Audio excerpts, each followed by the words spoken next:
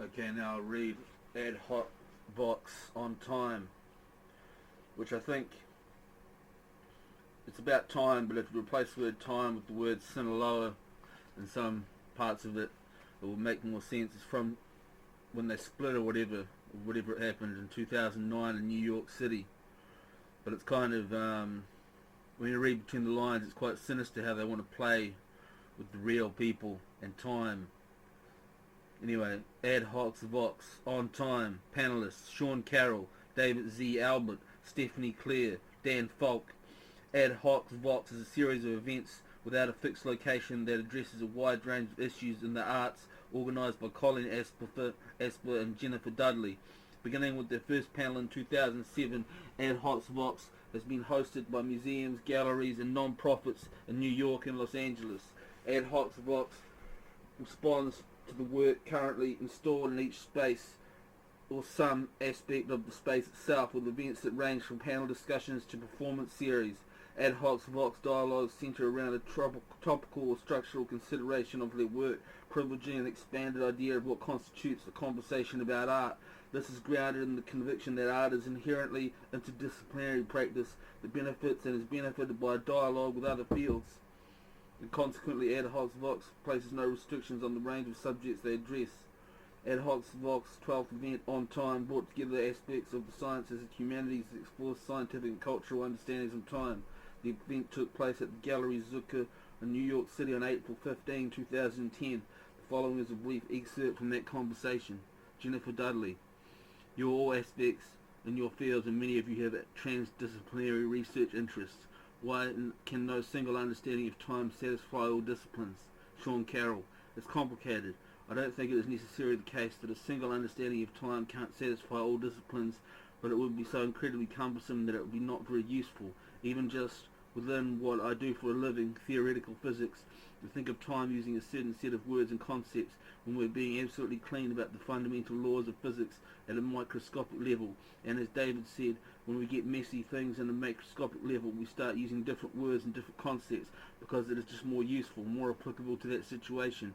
So I'm a cheerful, unapologetic reductionist, and I imagine that we could start understanding time in the terms of fundamental laws of physics. We could understand how it works at a different level with approximations when we have many, many things going on in macroscopic systems, and then we try to understand more or less the mechanical things about how records are formed, how photographs are taken, how influences propagate through time, and then we try to understand how human beings work with time, how our heart beats and how we form memories and how we think about things. Then we try to understand how those human beings put their notions of time to work in the service of narratives, a story unfolding forward in time when you have flashbacks, when you have unreliable narrators, and within history, you know how certain people think about their history, which parts of the history are more useful and less useful.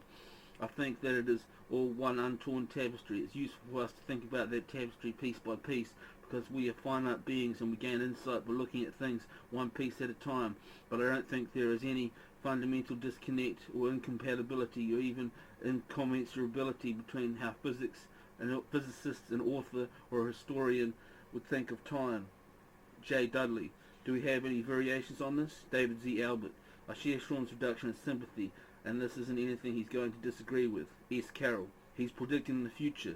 D. Albert: The difficulty with any one discipline has with saying everything one wants to say about time isn't different from the difficulty any one discipline has with saying everything one wants to say about cars, for example.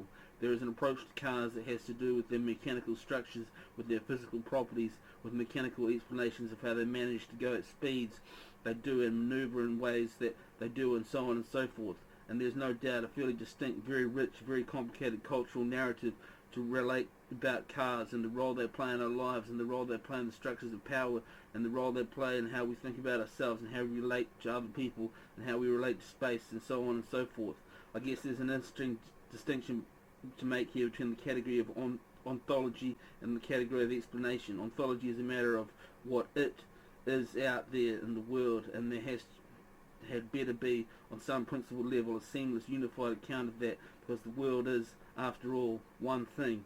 Explanation is a much more pragmatic matter. Explanation is a matter of having stories to tell ourselves that bring relief from certain aspects of perplexity, and is going to bring relief from that particular state of perplexity depends very much on what kind of perplexity it is, the background to which it arose, and what the assumptions are that seem to be colliding with one another. It's perfectly appropriate to tailor explanations to these circumstances.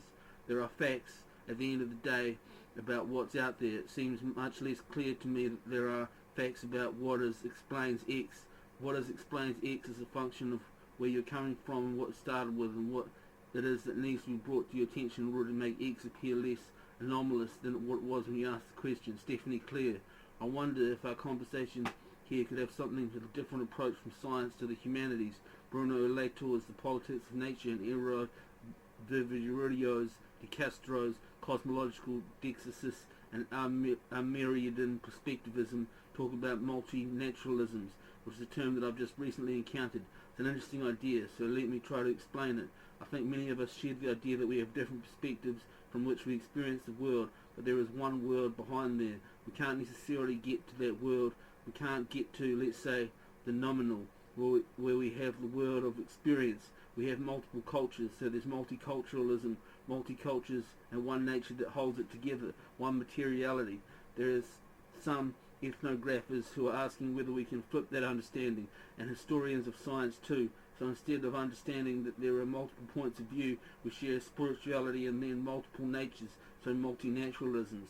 What could that possibly mean, and how could we work through that? One of the ways that some people have looked at this is to say that there are multiple natures, that we have to understand the world is made up of entities that don't have properties unto themselves, that properties were developed in relationships. You can think of kinship. I'm someone's daughter and someone else's sister. Now, it's not just that I know them differently depending on who's looking at me, it's that I actually am different depending on which relationships I'm interacting with. That seems to be true, right? I relate differently to my friend than I do to my mother, so then I don't have defined properties. My properties are an effect of the actual interactions that I'm engaging in, and get the other in the other relationship. Because there are all these interrelationships going on at the same time, we have multiple beings, multiple ontologies, so multinaturalisms. That's as far as I've got to understand the idea so far, but it's interesting. In the humanities now, we're really skeptical of the idea of one ever, whereas in the sciences we want to get to one explanation perhaps. So maybe there's the conversation we're seeing here. Dan Falk. I guess everyone else has said something. I'll be very, very brief. I just want you to know that I tend to be a little skeptical about some of those ideas, because of course we are all welcome to use different terminology and different names to describe different things. I just can't prove this, but I have a funny feeling the thing still is whatever it is. I don't know if anyone strongly disagrees with that, but I suspect there is. Einstein added something slightly along these lines. Well, what's the point of doing astronomy if you don't think the moon is really there? And I realise that we all agree that the moon is really there, although we can call it different things. I'm not trying to say anything profound. I do suspect there is a reality out there, but of course we struggle in our trying to explain just exactly what its nature is and how it works, and of course we are welcome to come up with many different explanations and then disagree with each other about which ones is the best one.